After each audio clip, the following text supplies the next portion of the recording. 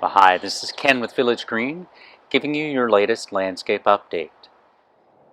Today I wanted to highlight a special type of border that we're using. This is a moss boulder border, and this has a really nice look. You can use this if you have a little bit of a taller area, maybe on the corners where the corner of the house is a little higher and you want to build up just a short retaining wall without drawing the eye too much. You can use the moss boulders for that, and then it just gives a really nice natural look.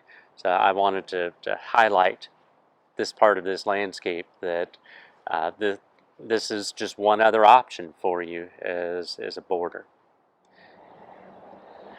This is Ken with Village Green. If you like these videos, please subscribe to our YouTube channel and send them on to your friends and family. Village Green, local experience you can trust.